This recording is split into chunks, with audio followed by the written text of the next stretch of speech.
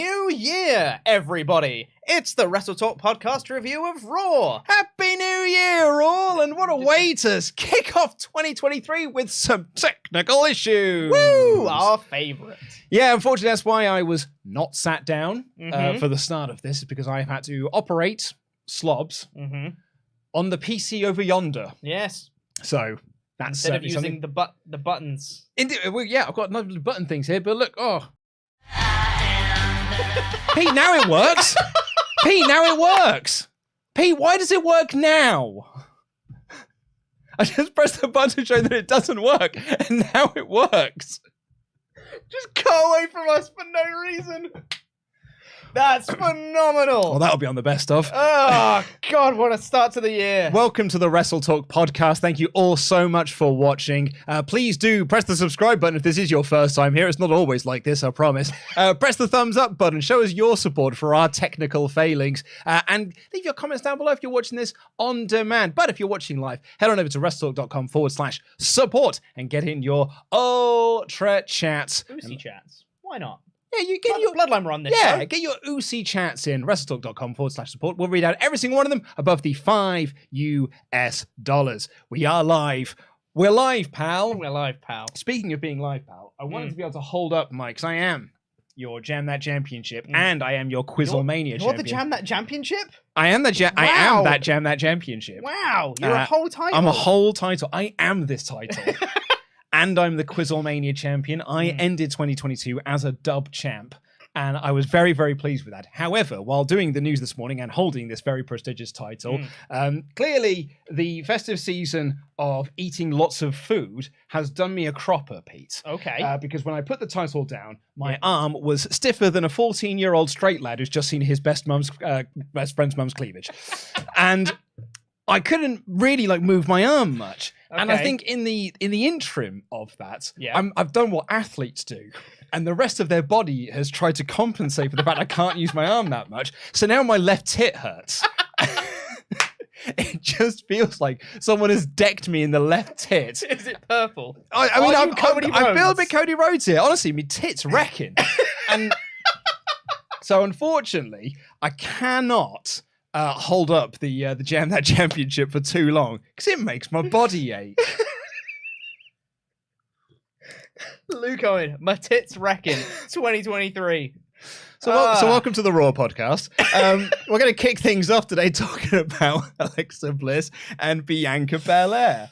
I would say a divisive match. Sure. Yeah. So when I first watched it, I even said this in my edited review. Actually, that was a pretty good little match. Yeah. I thought that Belair's really good. I really like Alexa Bliss. It's not, and I even said in the review, it's just nice to see Alexa Bliss doing something. So even if it is spooky goth nonsense, it's not what I would want to be doing with Alexa Bliss. I don't want to be tying her back to Bray Wyatt. At least it's something, which she didn't get to do for all of 2022. So I've got to give them, the thumbs up where I can. This is at least a step forward. And I would say that I would even go one step further and say I actually quite like the Bray Wyatt stuff. I'm not a huge fan of it being supernatural and everything, but I'm not opposed to her being linked to Bray Wyatt at all. And I quite like the teasers. I like the flashes on the screen. Not necessarily a huge fan of the fact that it makes her more aggressive when the flashes come up, but I think if she's in a backstage segment and suddenly the Bray Wyatt logo comes up and then she cares about her business, that's good. Yeah. I like that stuff. There are some intriguing elements to this. Yes, I agree. But there was also some pretty nonsense stuff within this match. And kind of to kick things off, and it didn't really occur to me at all until after I'd got out of doing the review here in the studio and I walked back to the office and you turned to me and you said, was the start of this match a reference to Scary Movie 3? And I paused and I went, well, the comedy movie? And you went, yeah, there's a fight scene in Scary Movie 3 where she fights the girl from Ring. And I said, yeah. And she the start of this match was Alexa. Bear in mind, this is a world championship match that's been built for 2 weeks. Alexa Bliss had to qualify across 2 matches to get to this point. And it's a very serious storyline with Alexa Bliss and one of the hottest things on SmackDown with Bray Wyatt, one of the biggest returns of last year. And this match opened with a reference to the parody movie Scary Movie 3, where Alexa Bliss charged at Belair. Belair held out her hand onto Alexa Bliss's forehead, and Alexa Bliss almost Scrappy-Doo-esque. Oh, let me at him. Oh, let me at him. Mm-hmm. And then Bianca Belair did a big wind-up punch and donked her in the face. Mm-hmm. And she did this big comedy goofy oversell. Mm-hmm. And I watched it back and I was like, God, that's a bizarre way to open what is supposed to be quite a serious match. Mm. And then we showed it to other people in the office. Don't watch Raw. So we showed it to Ollie, showed it to Laurie. And both had the exact same reaction, which was, why? Huh, that's weird. Why would you do that? Like, no one, they didn't think it was funny. But I have seen people on Twitter think this was hysterical. Yeah. Which is why I would say that it was divisive. What do you think? Look, my notes for this are, I'm sure people liked it. That is all it is. I've literally written, they're doing the fight from Scary Movie 3. I'm sure people liked it. Okie dokie. That's my full notes for this part of the match. It seems so out of place for this match. Just weird. I didn't get it. If people got something out of it, thumbs up. I didn't, personally. Considering the angle at the end of this match, the two are diametrically opposed. They sure are, although Alexa Bliss is almost a parody of scary nonsense.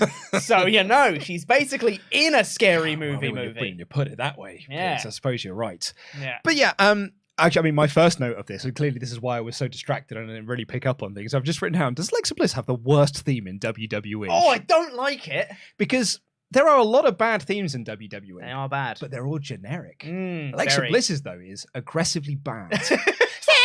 Shut up, turn around. It's just aggressively bad. I like Alexa Bliss. She comes out and I'm like, oh, let's skip to Bianca Belair's song. That's a good one.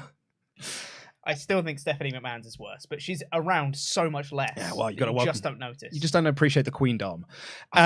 So here is the finish of the match. Yes. Alexa Bliss in control. Yes. She sets herself up to do Twisted Bliss. She is on the precipice of winning this match. All of a sudden from the crowd, a lad appears. And this lad is wearing an Uncle Howdy mask. Not the Uncle Howdy mask, but he's wearing it's a pure black Uncle Howdy mask. She's slightly distracted by him, as was the security guard who thought it was a weird fan and tried to stop them. Yeah. Yep. And then she walks along to another one, and another one pops up, also wearing an Uncle Howdy mask. And then Bliss, she gets into the ring, flash of the Bray Wyatt symbol on screen. She sells it. That is what she did, Pete. It's bad for audio listeners, but my beanie's gone all right now. I've seen better acting in Scary Movie 3. And the image flashed up again. She did the exact same sell, and then she attacked the referee and then laid out Bianca Belair. It was a really good beatdown, actually. She threw all around at ringside. She gave her the DDT onto the stairs twice. Belair was bleeding from this. It was genuinely a very, very good beatdown, and I thought quite an effective little angle. Very much so. I'm the lads in the masks, maybe I'm not all that into, but I thought... Sorry. Just straight up. Came off my finger. But I thought Alexa's intensity and Belair's sell of it was very good. And then during the commercial break, they had before they went to commercial break, Stretcher came out. Yeah. After the commercial break, they revealed that Belair left under her own strength. But Montez Ford went down to check up on her because he's the IRL husband. And they did a breaking news thing later on where they were like, she is being tended to by medicals and we will try and have as many updates as we can do. They did take this very, very seriously. Yeah. Later on in the show, Byron Saxton interviews Alexa Bliss. And Alexa Bliss says, in so many words, I did that to show why the title belongs to me. I would argue a better way to show the title belongs to you is to win the title. Which you were set up to do. So then the title actually belongs to you. Which you nearly did until you DQ'd yourself. Yeah. I don't think you proved much of anything in that. No. So I think it's a mixed bag for me, which is why I wanted to title the show was this good?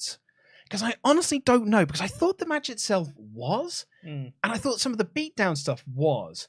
But there's little bits, the Scary Movie 3 bit, the lads in masks, the promo later, just not all of it gelled together, if you can see what I mean. That's basically it for me, is that I think individual sections of this were very good, but it just didn't quite connect in the way that it should have. I think that...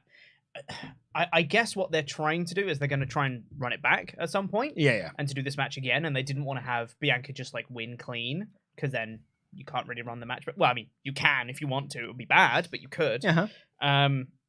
So I think that they want to run it back, and they didn't quite know how to book themselves out of this corner. I would have said, don't do the match. Do it at the Rumble. Don't do the match in the first place. Do it at the Rumble. But I'm not a huge fan of the match just kind of ending because she attacked the referee. And it wasn't like, DQ, ding, ding, ding. The commentary were like, she's DQ'd. This will be a DQ. This will be a DQ now. Yeah. And in fairness to WWE, since Triple H taken over, DQs are less frequent, so it doesn't feel like it. Like, I didn't have that rolling eyes that I used to during the Vince era when you had like 3 DQs per show because we just didn't want to end matches with clean finishes. So there is that positive to take away. But yeah, so I'm slightly conflicted on this. Yes. Do you want to hear my friend's theory? Oh, my friend's Austin theory about Uncle Howdy. Yes. Because everyone's running around saying that Uncle Howdy is Bo Dallas. My friend's theory is that Uncle Howdy is Alexa Bliss.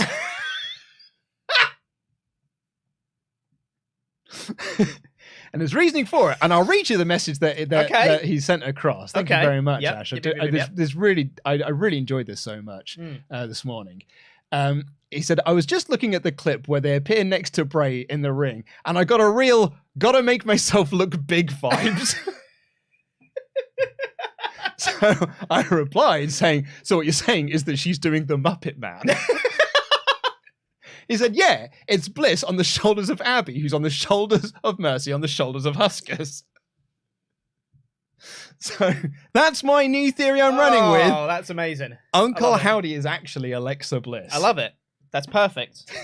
Yeah, I won't accept anything else now. You do anything else WWE, it's worse. Sorry. So yeah, I'm very curious to know what people thought of this. And I know the reason why I sort of said it was divisive, and you even said, I'm sure there are people that got something out of this, and there are people that like this, and I'm well aware that there are, because we put this thumbnail out, we put this title out, actually was quite a big swathe of dislikes on the video compared to the likes that we got. More likes than there were dislikes, but you kind of notice how strongly people feel about something when you get this big swathe of dislikes. We often see it on Lumis videos. Yes. When it's not my favorite thing on the show, and if you lead with it, even if you lead onto a straight down the line, less than maybe not a negative thing about it, people are actually like, you just hate the Miz, you just hate Lumis, so the big swathe of dislikes. I think that Alexa Bliss has got such a passionate fan base that whenever you say anything slightly negative about it, it's just this big like, whoosh, that was bad. But I also think there are people, I saw them on Twitter, who just thought the opening spot was hilarious. The reveal, the DQ was really, really smart, and the beatdown was great, and the interview afterwards was good. So I'm curious to know, if Mod Mother is around, Mod Mother, if you can hear me, Happy New Year to you, by the way. I hope you had a lovely holidays. Can we have a poll going on the live chat, please? Was Alexa Bliss versus Bianca Belair actually good? You're reviving the format. Oh, don't say that, Pete. I can't. This is the form that the format takes now. It's just a poll on a live stream. What happens to failed series we do on partsFUNknown, Pete? They just become polls on podcast channels. Up next, we'll have 4 poll options for calling spots. I hope Survival Series doesn't join this. But let us know what you thought in the live chat, in the comments down below. And please do let us know in the Ultra Chats, in the UceyChats, WrestleTalk.com/support. Let's get into some of those UceyChats, in fact, right now. As I delay, I feel like I'm Ollie doing 1 minute warning. Chelsea Football Club. Chelsea Football Club are a team that play in London. In blue. Charles Berg kicks us off to say Happy New Year to everyone. That was a very Vince finish to the Belair Bliss match. I don't agree with that, honestly. I don't agree with that. This at least had a point. This was a DQ finish for a purpose. Yeah. They wanted to do the DQ finish. Granted, if you look for the actual reason why they booked it, it's probably because they want to run the match back and whatever. But it was to further the Bray Wyatt story. Whether you like it or not, it furthered a story and told more of that story that they're trying to tell. This did have a point to the DQ. It wasn't just a DQ. Yeah. Also, I'm just going to give a quick shout out as well to Rob, who is our moderator today, gathering the UceyChats, who has put the title of this spooky goth nonsense in spooky fonts. Oh, it's good, isn't it? It's good. Yeah. But Charles continues. I do need confirmation, though. Was my calendar received or was it For God's sake, stolen? we keep saying we're going to check on it and then we never do. Well, I did. I checked this morning. Oh. I couldn't see. Honestly, Charles here says it was delivered on December 21st. Let me know. I need to, Charles, don't UceyChatting again. Send us an email, support@WrestleTalk.com. Is it at Royal Mail on 21st of December, or was it delivered to this location on the 21st of December? Because we haven't had anything here. Yes. We checked in the week before we left for Cribbo. I checked today. This is my first day back since the 24th. And there's nothing in our cubby holes. There's nothing downstairs. There was nothing left outside our doors. So nothing has arrived. But don't UceyChat and ask us. Support@WrestleTalk.com is the best way to find out about this. Chris has got a lot of thoughts. Saying, hi guys, I like what happened last night. The match was a little clunky, but I'd give Alexa more offense and take the scary movie reference out. Everything else was good. As an Alexa fan, I'd like to have the championship, but I know it's bigger. But I know it's a bigger thing. It's a bigger thing. Yeah. I would also have liked to use Sister Abigail on the steps, but I feel that's part of the end game where Alexa joins Bray or Howdy at the Rumble. I hope both are okay after Alexa busted her nose and Bianca's chin. I like how they've gone more aggressive. Psychology rather than pure supernatural. It seems like Alexa was obsessed over the championship. I don't think I agree with that. I don't agree with that either. As though it was a pet or something. She sees it as a property she can take whenever she feels like it, which is not what you do with a pet. And tonight was just about damage. Great acting. That I also disagree with it being great acting. Not what you do with a pet. It's just not what you do with a pet. That's not what you do with a pet. No, I mean you're a cat owner. I am a cat Do owner. you look at your cat owner and you look and you go, Momo, I can take you whenever I want.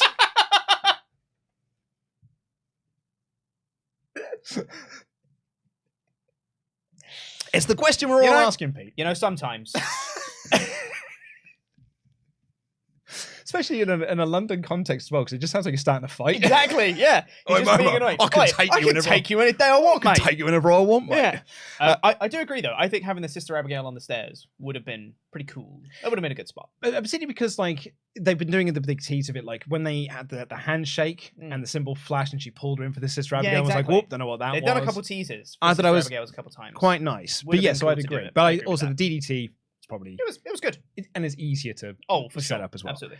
Fellow Babidi Pundi has been a member for, get this, 19 months in a row. Said this match opening was totally a reference to Scary Movie 3. I frankly lost my mind. It was hilarious. Loved it. Absolutely hysterical. Now, I find that so interesting because for me, that is not what I want from a world championship match. No. With a big serious angle that's ending over this, where you're bringing out a stretcher and bringing real life husband Montez Ford down to open with a reference to a movie that came out when I was at school. So, okay, here's a follow-up question. We don't have to do a poll for this one, Mod Mother. Don't do that. But for me, it feels like this was a joke that I wasn't in on. This felt like people had referenced that this feud was like Scary Movie 3 or something, and this was they'd seen the meme, so they did the thing, they did the reference in the match, and that's funny. This felt like a joke that I wasn't part of. So, why are they doing a movie thing? Yeah. Is that right? Is that what's happened? Have I missed a meme? It's curious. I honestly don't know. But I did know that some people very much enjoyed it, including Valib. So thank you all so much. We'll get into the rest of your UceyChats later on in the show. Let's talk about this episode of Raw in total. Actually, sorry, before I do, Pete. If I can just do a quick plug, if you don't mind.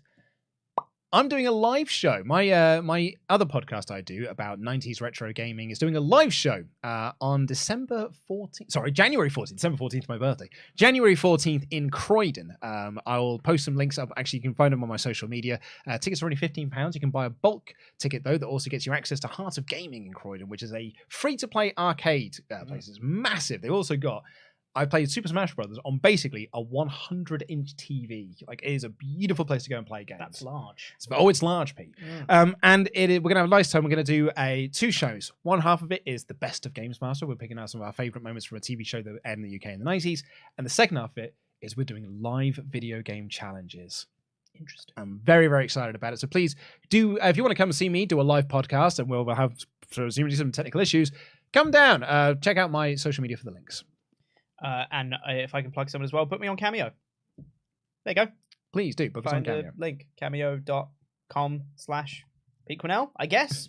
I don't know my own link, I'll be real with you. But anyway, this episode of Raw kicked off. Oh, boy, did it. Very interestingly. They were doing the regular intro to the show with the music and soul. Mm-hmm. Yeah, it feels like gravy. And then it cuts off. Do you know, I told Dan this. That's what it sounds like to me whenever I hear it. Yeah, it feels like gravy.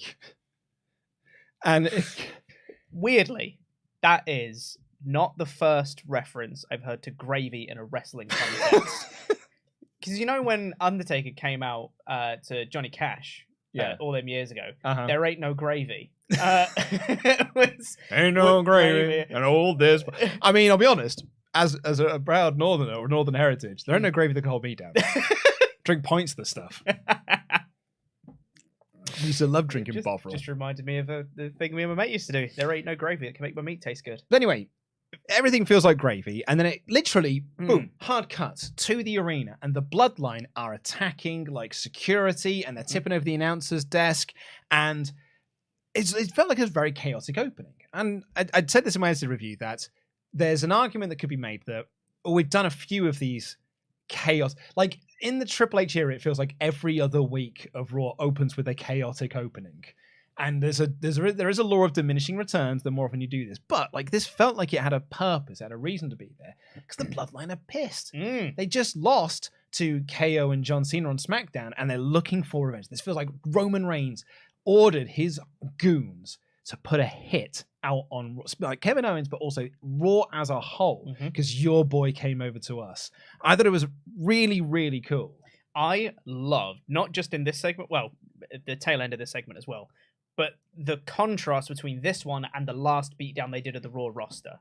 Because this one, they were super serious. They were beating people up, and they were like, we are here to hurt people. The last time, they were laughing, goofing around. Sammy was going to be like, hey, we're here on Raw. Everyone's going to die.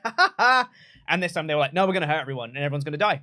Yeah. And that was great. And I loved towards like the end of it as well, we got kind of the payoff to all of that when everyone came out to kind of tear out the Bloodline and make sure they weren't beating more people up. It was all the guys that they beat up the last time they were there that came out, and it's like, oh, that's a nice like set up payoff from the last time as well. Very, very good, I thought. Really nice, yeah. As there's no commentary at this point, Kevin Owens' music hits, place goes mad for him, and Sammy's like, look, I see you got a microphone in your hand, but I'm not in the mood. Not in the mood for this tonight. Not in the mood to chat with you tonight. We're just gonna, this is a hostile takeover. People are gonna get hurt, and it's all because of you. Kevin Owens said, you know what, I did have something to say, but I can't remember what it was, so I'm just going to come down and fight you instead. Yeah. Because he's a badass. He's cool. He goes for the fight, but Adam Pearce comes out and stops him and said, this is over. The Bloodline have to leave now. He breaks up brawls. You know, that's what he do. That's what he did. And he sent down more security. They, turns out the Bloodline are security type Pokemon, so it was ineffective. And very good. It just meant that Solo Sikoa in particular just killed he just killed all of them. Yeah. It was like that bit in Goldmember. It was like, look at you. You only got a name badge. You don't stand a chance at all. And then the rest of the, yeah, you're right, the Raw locker room emptied. So you had like Elias, Shelton Benjamin, Street Profits, Mustafa Ali, Dolph Ziggler, Gallows, no rest of the OC because they're either injured or in Japan. Cedric Alexander and Elias. Interesting, Gallows then. That means he's not a Wrestle Kingdom. Yeah. That's okay. Just thought of that. Yeah. I thought he might have, because like when they were doing all their videos and stuff, I really felt like they were going to have like Gallows were going to go out with, was going to be with Anderson. Yeah. I mean, they even teasing that AJ was going to be out there. Maybe the injury's a cover up and he's actually on a flight to Japan right now. And Adam Pearce basically says like, hey, hope you brought your gear because I'm going to make matches with all the Bloodline and these guys tonight. Very good opening. Very much enjoyed this. Yep. We wanted to have a graphic go up. I mean, maybe it'll work now. No, you removed the image. Oh, that's right. I removed it. Yeah. We wanted to have an image of Byron Saxton's face when it cuts back because he's just going, oh. Can we do our best impression? Yeah. Ready? 3, 2, 1. It was like, I It's mean, incredible. Alexa Bliss went, I've got some notes for you. He interviewed Bianca, who said she'll win tonight. It's a running theme. All of the interviews, look, I've got it here. Saxton interviews Bianca. She said she'll win tonight. Kathy interviews Theory. He says he'll win tonight. Where's the other one? Kathy interviews Seth. He says he'll win tonight. Yeah. That That is what all the promos say. Yeah. That's correct. And they basically made Elias versus Solo Sikoa in a Music City street fight, and Sammy and the Usos versus Kevin Owens and Street Profits. Yes. Big thumbs up all around from me. Like it. We had Solo Sikoa versus Elias in that Music City street fight. This feels so beneath Solo Sikoa. It does, but I think towards the end of this match in particular, I was like, well, this is fun. Right? You can't knock it. That was a really fun finish with my exact note to this. Because like at the start of it was just hit each other with musical plunder. It's hard to sound threatening when you hit someone with a tambourine and jingle bells go off. I really enjoyed Kevin Patrick's very sincere, oh, the tambourine across the head. I'm like, it just doesn't sound good, does it? But I really enjoyed Corey Graves doing a cowbell reference. He did, yeah. He said, I've got a fever. Yeah, it's very good. And before this match, they'd announced that one of the themes for the Royal Rumble is by a man named Hardy. Not that Hardy. Or the other Hardy. Not Matt or Jeff or Rebby or any of the children. Yep. This is just a lad named Hardy. I did mean to listen to some music of his, and I forgot. But I didn't mean to. I mean, the song, the little snippet that they played, I thought, sounds all right. Maybe I'll give that a go. And in the melee of all of this, because Hardy was at ringside, I'm going to assume he's a local. Yes, he was. He hands Elias a guitar. And the crowd are like, whoa! Like, the lad's getting involved. Didn't quite go to plan. So Hardy then jumps over the guardrail, gets in the ring, and he hits Solo Sikoa with his guitar in the bag. Like an absolute badass. Solo no-sells it and just turns around. And Hardy's like, oops. I loved the fact that there was not even a flinch from Solo Sikoa. It's not even like he got hit and then stood up straight again. He just continued standing where he was. That's a good no-sell right there. And I don't think it was as good as Drew Carey, but I do think his pure backing down to be like, hey, look now, hold on. I'm glad I'm not the only one who thought that's very Drew Carey vibe this lad is doing. Yeah, very also, much I'm very glad that someone else in the chat said he looks like Kid Rock, because that's what I thought. Yeah. I was like, he proper looks like Kid Rock, this lad.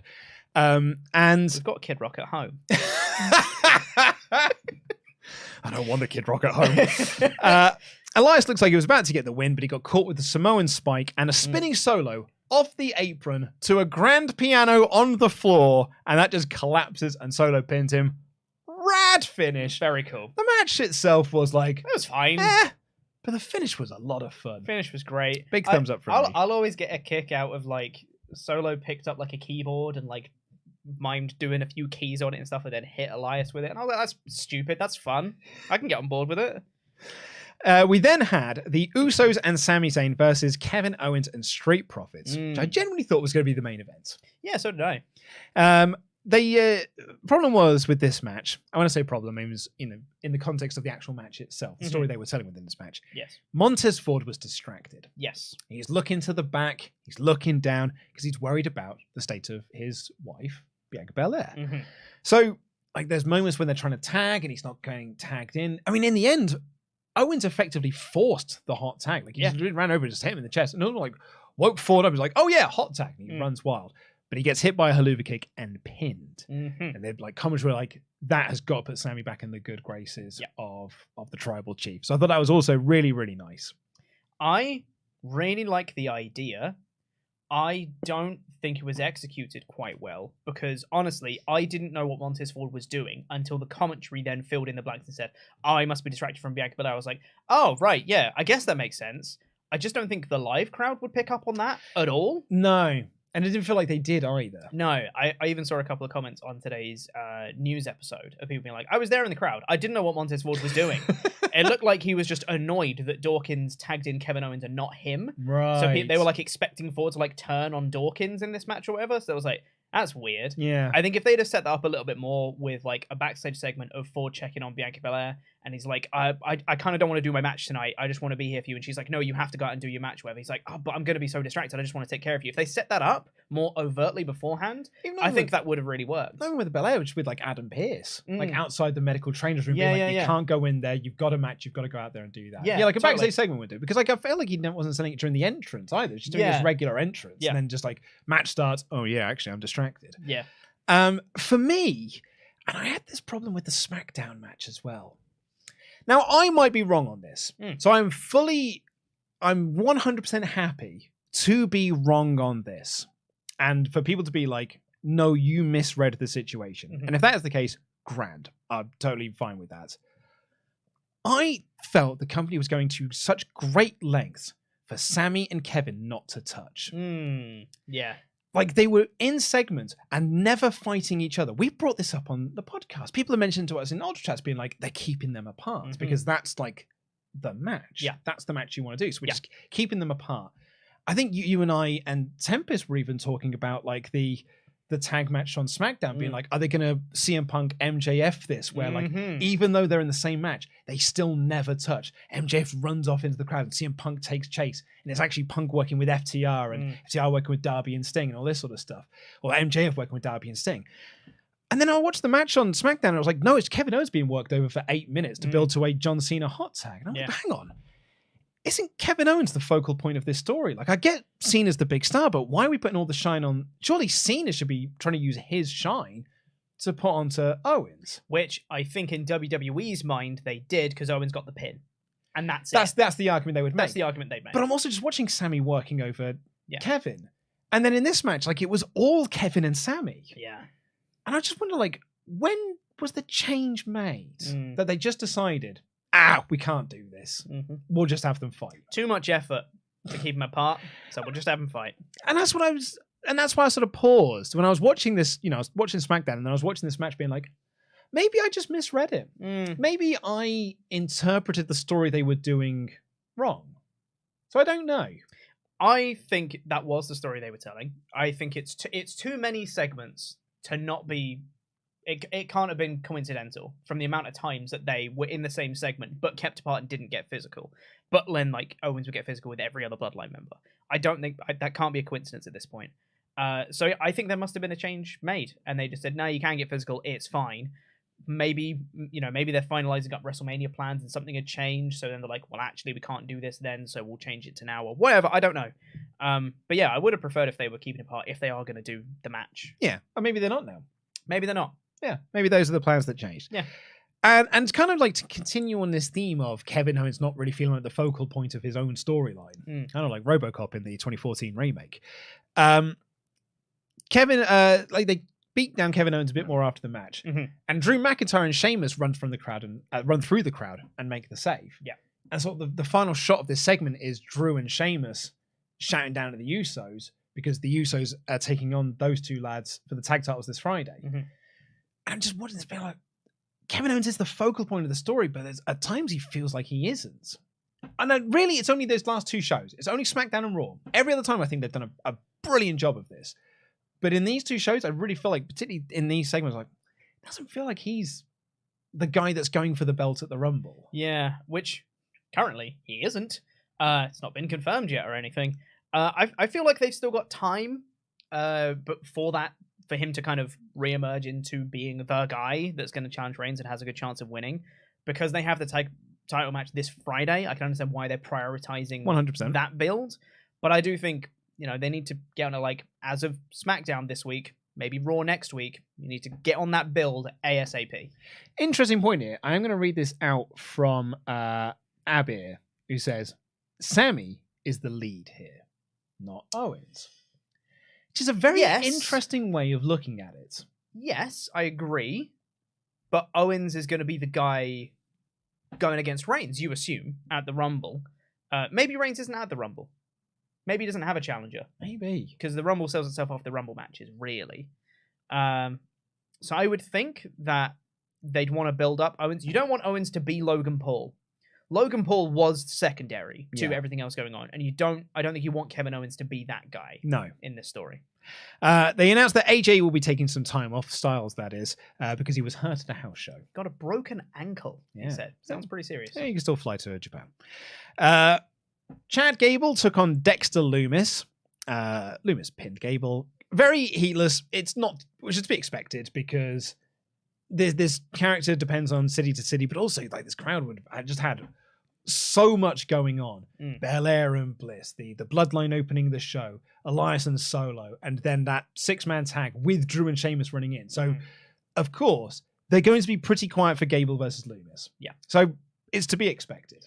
Lumis wins. That wasn't great, was my 2 notes. No Bronson Reed either. He got a video package later on. Mm-hmm. We got a video about Cody Rhodes' road to recovery. Basically talking about his time since he returned to WWE. This was all focused around his WrestleMania return and his intentions. And they kind of built up that next week it's going to cover the Hell in a Cell match and the injury. They were even talking like Kevin Patrick and Corey were like, it was a match of the year, like within WWE. And like, we're going to have a special video looking at that now. For me, this is pretty much like all but confirmed. He's in the Rumble. I would be stunned if he isn't. Yeah. I mean, or maybe he'll be on this episode of Raw. Maybe he'll be on this episode of Raw. Who knows? Now this is okay. So I missed this in my edited review, and I'll be honest, I missed this while watching the show. It's only through social media, and I think this is a really big strength of Triple H's Raws. Yep. He does a lot of busy work in the background. Yes. That's not the focus of like. So previously, Damage Control walking backstage, just walking to the ring, being like, "We're the heels." And I just write down Damage Control walk backstage. Then you have their opening, then they have their promo segment. I didn't even write a note for it because I thought it was that unnoteworthy. But a few people went out on Twitter. In the background was Adam Pearce chatting with MVP, Cedric Alexander, and Shelton Benjamin. Now, where have I seen that group before? I know, right? Hurt Business reunion. I thought that was quite interesting. If they're going to reunite the Hurt Business, all right. I'd be well up for it. Oh, yeah. Oh, yeah. Yeah. Under a Triple H watch? Oh, yeah. Oh, yeah. Yeah. And bring back the Hurt Business theme because it's real good. Oh, banging. And banging theme song. MVP not being wasted with Omos. Yeah. Man of his talents should not be just... Oh, what if Omos is the leader of the Hurt Business? Yeah. I literally just thought of that. Hey, why do you have to, like... Why do you make things worse? Because yeah. Like, we had a nice thing there, Pete. We were all having a nice time, Pete. Yeah. And then you were like, that's a nice plate of chips. We shame if someone pissed on them. Yeah. And you whip your knob out and just started pissing everywhere. Going, Omos, leader of the Hurt Business. Sorry. Yep, everyone's. Why, Pete? Really Pete, no, shush. No, Pete, no. Why would you say that, Pete? Why, Pete? Damn you, Pete. I mean, if it happens now, Pete, there's only one person that's getting blamed for this, and it ain't Triple H. Hold on. I see a plate of chips. Hold on. 2 seconds. Triple H is watching this show being like, I mean, you know what? It's not a bad idea. We've got nothing else for the big lad. What if it's Lashley, MVP, Alexander, Benjamin, featuring Omos?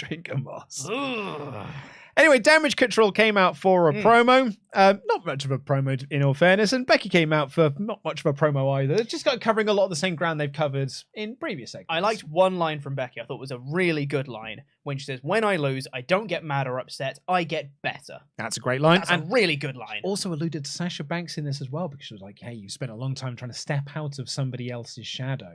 Wonder who that could be. And also planted a little seed in there of... one of you lot are going to turn on the other. Yep. That was really nice, particularly with the Rumble coming up as well. Because it's every woman for themselves in the Royal Rumble. You know, this team is as strong as it gets, but when it comes to the Royal Rumble... And also, I believe, all 3 of them have history of turning on people. Dakota Kai turned on Tegan Nox, Bayley turned on Banks, and Io turned on Candice. You go. Look at that. Pete, what a line. Is that a round in Survival Series? It should be, shouldn't it? Do I win £100? Heel turns from tag teams, reverse chronological order. Anyway, good line. Good line. There were some decent lines in all of this, but like it was just here to kind of set up the match. And I really like this as well because Bayley's like, Becky wanted a match with Bayley. And Bayley said, not for me, thanks. But my friends here are in their gear, luckily. So we'll have a tag match instead if you can find a partner. Becky's like, well, I haven't got my phone on me, so I'll just fight you 2-on-1. Yeah. Cool, man. Good line. That was cool. Becky Lynch goes down, and I had this real... I really feel like sometimes I'm still in a Vince era where I'm like, oh my God, she's going to be the tag champions 2-on-1. Like, this is just such a... Why would WWE do this sort of thing? I'm the fool here. I will also say, though, I don't think they've done a very good job in portraying damage control as an unstoppable threat. Because when Becky was like, "I'll take it on 2-1," I was like, "Yeah, she probably can. She'll be fine." It's only Dakota Kai and Io Sky. I often forget they have the belts. So basically, the gimmick of this was that anyone could run down and be Becky's tag partner. So Becky runs wild, but then the numbers game gets the better of her, and so they start beating down Becky. Mia Yim runs down. It's very little reaction. That's not her name anymore. No, it is still her name. Well, not according to the Titatron or the commentary on this show. Her name is Michin Mia Yim. Let me go to www.com. Is it? I feel like it keeps changing. And on this show, it was Michin. They did, like, you know, Kevin Patrick did say, "Oi, look, it's Michin." Mia. Yeah, she's still down as Mia Yim on WWE.com. Not to say WWE.com is about 2 years out of date. Not to say that WWE.com is the arbiter of, like, you know, let's see. I wonder if she's in, like, the show rundown. Get a Raw. Can you guess the gear? Stealing our Quizlemania ideas, are they? Becky Lynch and Mia Yim versus Dakota Kai and Io Sky.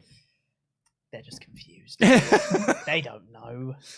Also, Hardy said he just had to help Elias. WWE digital exclusive there. Apparently, it was like, he also does music, so I have to help him.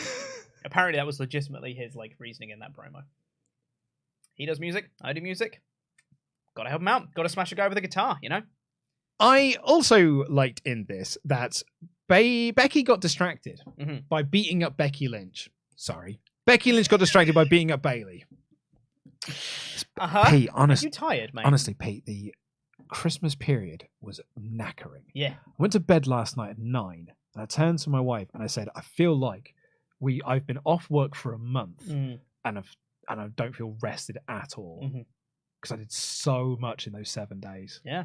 Crivens, I've driven so far and wide up and down this country and across country because I went to Wales. And it's really nice as well that you've had a nice, calm, relaxing day when you've come in here, had no busy work or haven't been recording all day or anything like that. This is the 4th video I've done today.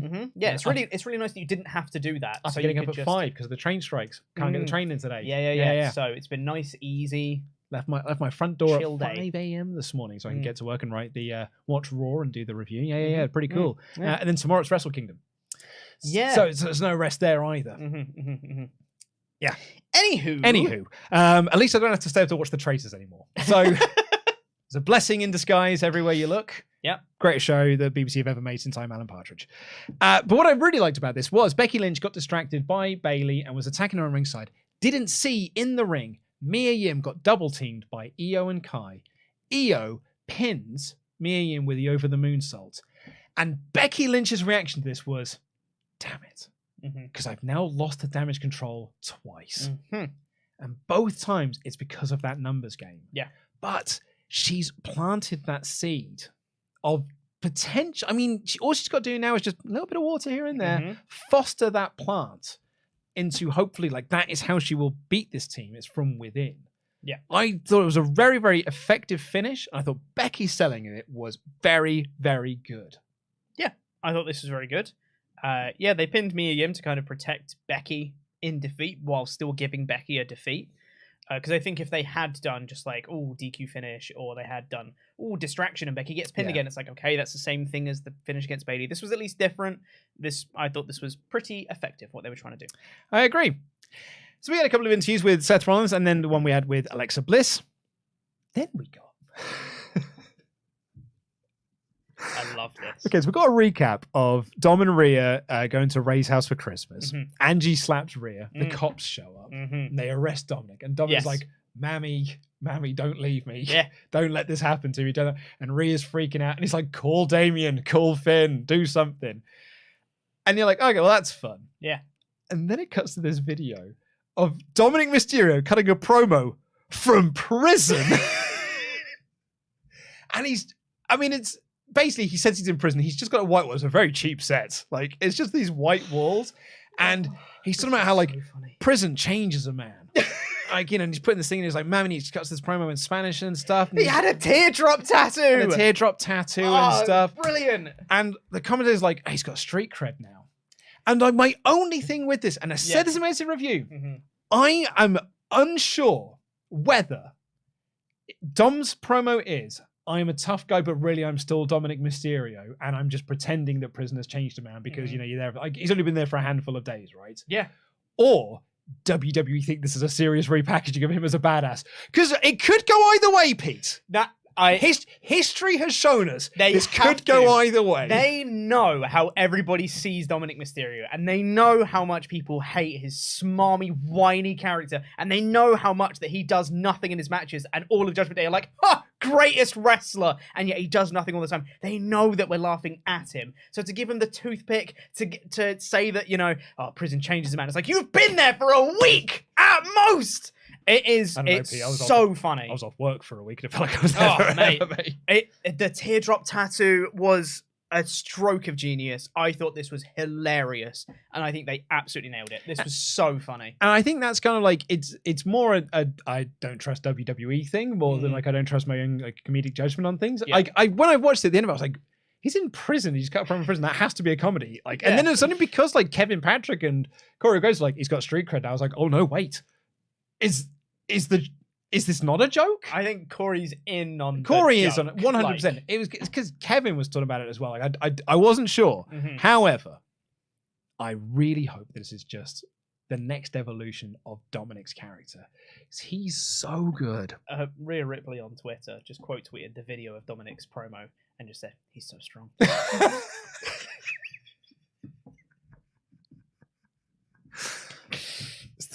It's so good. What happened to this group? I love it. It's the best. Got a video package for Bronson Reed. And then we got Austin Theory versus Seth Rollins for the US Championship. Most of this was Rollins selling a knee. Really good match, this. Really good match. Lots of really good reversals. They did the superplex, and then when Seth went up the Falcon Arrow, Theory immediately reversed it into a neck breaker. Great nearfall. Rollins buckled while trying to do the buckle bomb because he couldn't hold his knee up. He couldn't even do the stomp properly either. Mm-hmm. Theory tried to leave at one point and Rollins chased after him. Theory even tried to get himself DQ'd and that didn't work. And I've said this in a previous podcast. Rollins is the best main event babyface wrestler in WWE because there is a specific babyface style main event style that WWE have. Mm-hmm. And Seth is the absolute best at it. Mm-hmm. He's so freaking good, no pun intended, because this crowd bought into every one of his near falls. Mm-hmm. You watch matches in WWE, they do near falls, crowd go 1, 2, oh, but they're just you're just playing along. Yeah. It's pantomime. He's behind you. Oh no, he isn't. Yes. All that sort of stuff, right? This crowd were like the frog splash. He's won the match. And he did a frog splash off one leg because he couldn't stand on his knee properly. Great selling. They did a ref bump and everyone's like, no, this is where Theory's going to win. Mm-hmm. Rollins hits the pedigree. And they're like, Rollins is going to win. Second referee runs down. Rollins is going to win. 1, 2, 3, no! It was proper, genuine crowd reactions that believed that Seth Rollins was about to win this match. The last few minutes of this match was absolutely phenomenal. And here's a crazy suggestion on my part. They did what I assumed was a botch, and I still think it was, where Rollins tried to do a roll through into a powerbomb position, but he fell backwards from the momentum, and they kind of stumbled for a second, and then Rollins instantly grabbed his knee. Now, I assumed that the knee selling was already going to be part of the match, so Rollins brought that spot forwards to sell the knee off that, to then make him selling the knee later make more sense. I thought it was a wonderful improvisation. I thought it was intentional. Yep. Only because they then went to the corner almost to do the buckle bomb thing again, but then went to the superplex spot instead. So I thought the buckling off the buckle bomb was an intentional spot, and that's what led to the knee. Yeah, it totally could have been. It looked to me like a botch. It's credit to them. And and the fact that we can't tell one way or the other didn't look rehearsed. Incredibly well done on their part. Yeah. For me, it looked like a botch that they covered incredibly well, but it could have been intentional. I don't know. The second referee nearly got bumped himself, and in the melee of all that, Theory low-blowed Seth and hit A-Town down for the win. Very, very good finish to a really, really good match, and what was, I thought, a very good episode of Raw. I thought it was a very good episode as well. When you talk about Seth Rollins being the pinnacle of main event babyface WWE wrestler, I do agree. I think he's absolutely phenomenal. I also want to give massive props to Austin Theory. 100%. Because I think that heel wrestling in WWE as a whole is somewhat limiting because they, generally speaking, are there to slow the pace down. They're the guys who do the rest holds and make sure that they just do the standard, like, I'm going to push you into the corner now, going to bang your head off the table kind of thing. They don't really get the chance to shine and show what their offense is. Unless your name is Roman Reigns or Gunther, you don't really have that level of unique offense. Occasionally you'll do, like, a big move, and that's about it. But I thought Austin Theory did so well in this match. If he ever becomes a fully fledged babyface, I think we might see him shine and might go like, oh, damn, Austin Theory is actually a really good wrestler. Because I think his timing in this was absolutely spot on. It's interesting. Vince, the report was that Vince looked at Austin Theory not as just the next guy. You know, like he's the next guy in the way that Roman Reigns was the next guy when Cena was looking to take a step back. They looked to Roman Reigns, he's our next guy. It wasn't just like, oh, he's going to get a big push. Vince Room was like, oh, he's the next John Cena. He's our next tippity top, number one, front of all the posters, appeals to the kids, brings in all the merchandise, guy that will build this entire company round. And he's thought that for quite a while. Like he brought him up during the pandemic era and was trying to do something with him and sent him back to NXT in the end. So I think there's a bright future for Austin Theory because he's damn good. An incredible heel as well. Yeah. And he's, I completely agree with what you say as well. He is a heel wrestler that is still flashy, but gets booed. One of the problems with being the flashy heel is that people still cheer you because you do the dives and whatnot, you do the impressive moves. People don't want to see Austin Theory win. He gets legit heel heat. I think he's an incredible talent, and him and Rollins work together so well. So well, yeah. This was a great match. I don't know what you do with Seth now, or where Austin goes, like, you know, who's Austin's next challenger. Yeah. The Ali stuff, unfortunately, didn't work. I don't think there's anything on Ali. I just think that was the way that he was positioned and presented. So I don't really know where you go next, but I don't feel you can go back to this well again. No, I think this is done now. Because I feel like we've been doing this, you know, sort of the fall periods. Like I feel like that last chunk of the year was sort of dedicated to this. I think we kind of need to move on to pastures new as we get into the Rumble build. Yeah. But yeah, I thought it was a very, very good episode of Raw. Not the newsworthy episode that some people thought it might have been or were led to believe that it might have been. Yes. But as SP3 said, it was the least newsworthy episode of Raw in quite some time. Yeah. But even so, like when... So it's funny. I did the Becky Lynch Damage Control match, and I finished up my notes for that. And then there was a bunch of interviews, and then there was the Dominic thing where I was like, that was mad. Yeah. And then I was like, crikey, we're, you know, into the second hour here. Like, how are we going to stretch this out to get into the third hour and then the main event? And it's the main event. And I was like, oh, we're there. Yeah. These 3 hours, like, fly by. A lot more manageable. It's so much more manageable than Triple H. It's not the best way to format a TV show. 100p, these shows will be so much better as 2 shows. Still far too long, but Triple H is managing the 3 hour time limit. And I'm sure there'll be someone in the comment going, actually, it's 2 hours 15 once you take out the commercial breaks. But it's a 3 hour show, and he managed it so much better than Vince ever did. And yeah, great show. Not a 5 out of 5 show, but it's only a high 4 out of 4 show, like 4 out of 5 show, because the only thing on this that I thought was bad was Lumis and Gable, and that was there to be a filler match, so you can't really have a pop of them for being a filler match. Yeah. And some of the Alexa Bliss stuff didn't work for me. But overall, thumbs up. Yeah, 4 out of 5 for me as well. Thought this was pretty good. I'm really hoping we can get to some actual Rumble build before long. Yeah. Because there really wasn't any of it on this show, and I want it. I'd also like them to do stuff like, you know, qualifying matches and just stuff that makes the Rumble feel important. I'd like him to get into that before long. And to get into your Ultra Chats, I don't think we've got any Patreon shoutouts just yet. Do we? I don't think they are ready just yet, unless, of course, they are ready. I've got them right here. Thank you very much to our mod mother who did get this sorted. So thank you to all of our wonderful Patreon backers over at patreon.com/WrestleTalk. We had a bunch of content go up in December, and it's going to be a bumper month in January as well, because Ollie and I didn't get to record WrestleTalk Extra last month.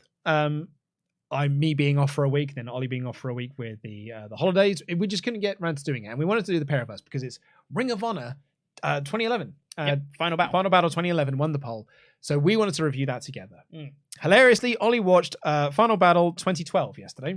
Numpty. He watched the wrong year. So he's now going to watch 2011 as well. Doesn't mind too much because he loved 2012. Yeah. So we're going to be doing that. We're also going to be doing our regular January WrestleTalk Extra. Yesterday. Today. No, yes. Tomorrow. Tomorrow, the WrestleTalk mailbag goes up, which is with me and Sullivan. Yes, Brown. that's correct. And the next week will be the WrestleTalk behind the scenes. Plenty of discuss. So yeah, really do get involved. We're having some amazing times over at patreon.com/WrestleTalk. And if you are one of our $25 or above Pledgehammers on Patreon, you get your name read out on this podcast like these fine folks. Colin McLeaner than Finn Balor. Cody, the Terminator Moody. $100 Man, CD Horvath. The Kessel Run, DX Solo. The Vindicator, Finn Brennan. Double L, Liam Leonard. Mad Mac, the Meat Father. Have an argy bargy, Margy Pargy. Ryan, Disco Stewart. Where there's a will, there's a Will Campbell.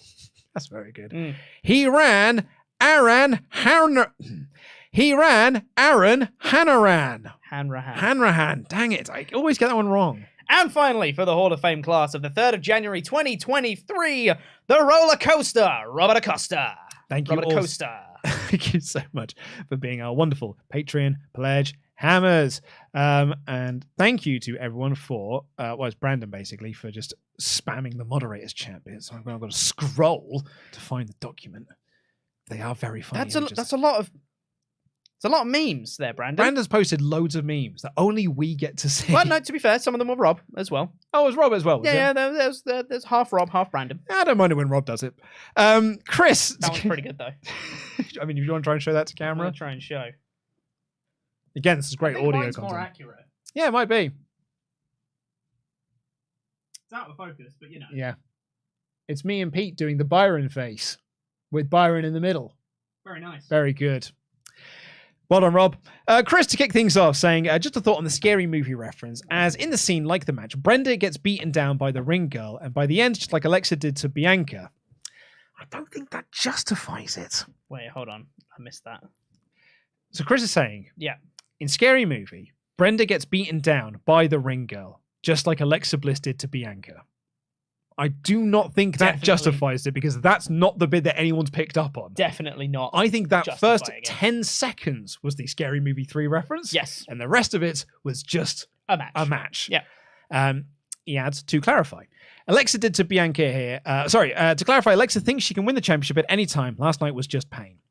But Chris, I know you're an Alexa fan, so I know you're blindly just going to accept what she said. Mm-hmm. But her point was, tonight proved that she can win the title. She had the title won. She could have just won the title and caused the pain. She would have achieved both things in one foul swoop. Mm-hmm.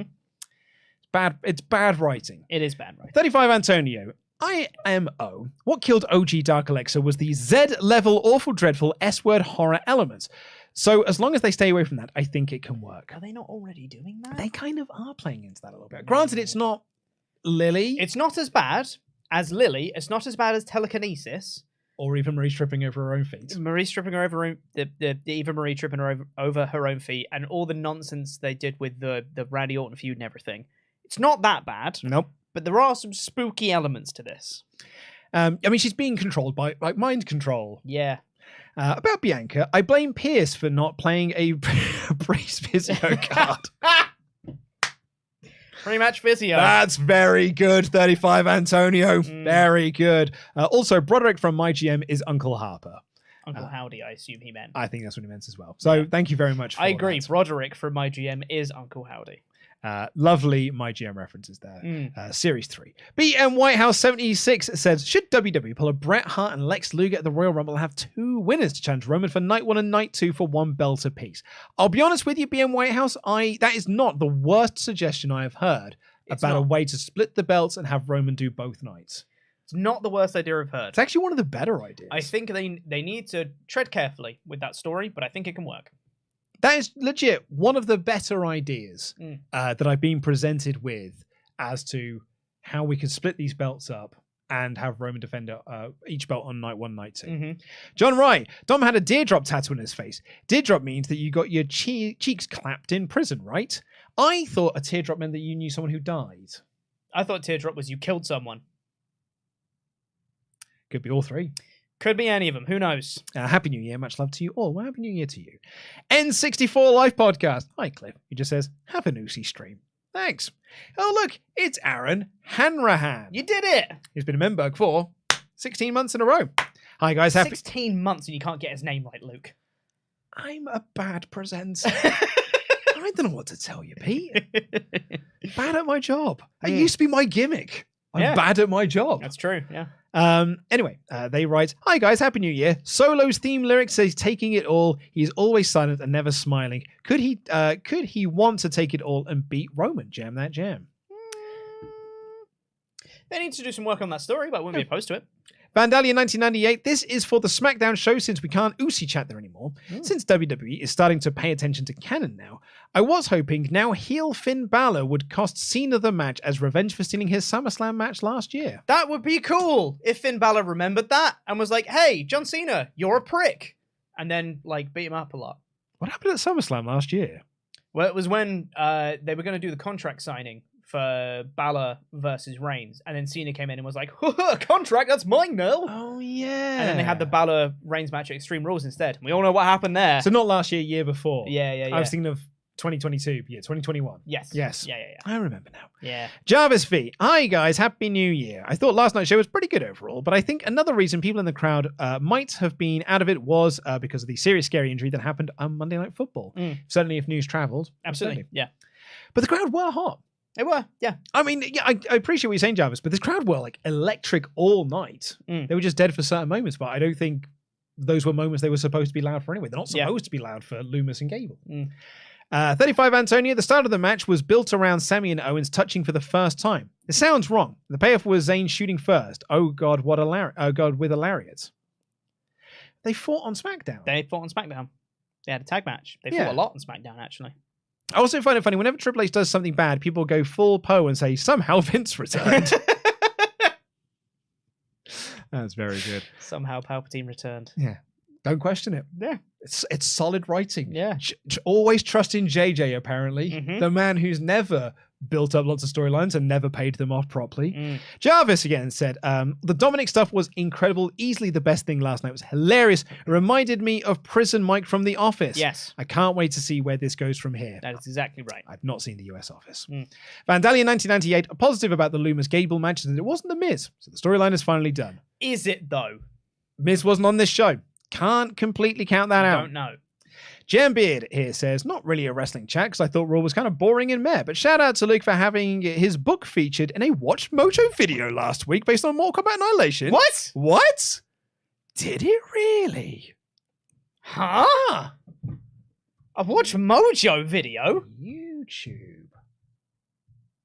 Watch Mojo. Mojo. Mortal Kombat. Annihilation. Let's see if they actually.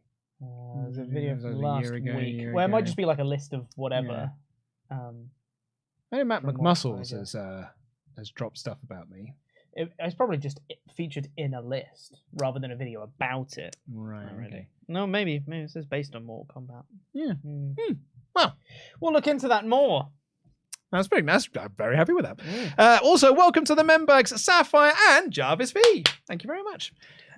Justin Anzaluda, who's been a member for 17 months in a row. Can you believe it? Said, I know it's not WWE related, but am I the only one who thinks Kenny turns on the Bucks for not helping him retain the title? That is a storyline thread they haven't picked up on Very yet. true. Yeah. Because they set it up, didn't they?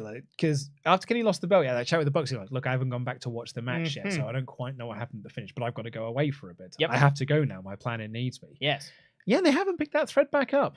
Maybe they won't. They might. I just don't be think like, they will. Sweep that under the rug. 100%. Yeah. That's not great. Zach Robinson Music has been a member, can you believe it? 19 months in a row.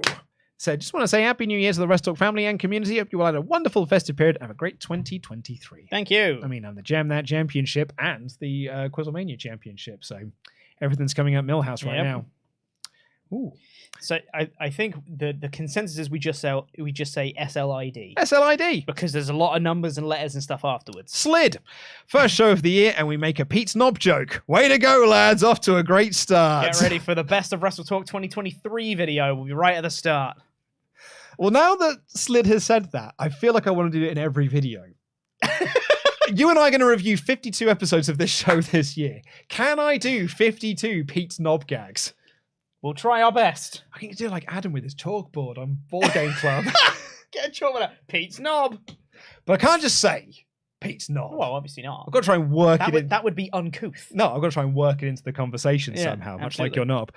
Big MGM said, I thought Scrappy do, but was showing Belair not taking her seriously. Mm-hmm. Belair taunted her all match, and Bliss snapping was just as much Belair's cockiness as Bray's mind games. But then that then brings into question why Bianca Belair wasn't taking her seriously. She cracked her in the head with a glass vase a couple of weeks ago. Sure did. And you'd go into a match being like, oh, look at this tiny chick. I'm easily going to win this match. Mm-hmm. She's being controlled by her mind, but I'm going to go in there and just make fun of her and my cockiness. That, if anything, Big MGM is a worse explanation than what I gave. That makes even less sense. I think if there wasn't the Bray Wyatt spookiness and Bianca Belair just wasn't taking it seriously the whole time and Alexa was like, all right, F you, and then just like killed her, that's something. But that's not what happened because there was mind control involved. Yeah. Yeah, I don't agree with that one, Big MGM. I do, sorry to say. However, thank you so much for the UceyChat. And thank you all so much for all of your UceyChats. Thank you all so much for joining us here on the WrestleTalk Podcast review of Monday Night Raw. Please do press the subscribe button if this is your first time here. Why not give us that little thumbs up button? Hey, if you've made it this far, it's 1,400 of you right now. Press that little thumbs up button. Give us a little like. We very much enjoy having thumbs uppers. And you can check us out on Thursday with the AEW Dynamite review. Myself and Ollie Davis will be doing that. And then on Friday, there'll be a podcast. Yeah. Tempest isn't here, so it might just be me and Pete. He's still in Canadian land. He is. So it might just be me and Pete, 2/3 of the Content Club. Maybe we'll bring in a special guest. Maybe. Laurie's here. Who knows? Who knows? But until then, everyone, hopefully this outro button works. Jam that jam. Jam that jam.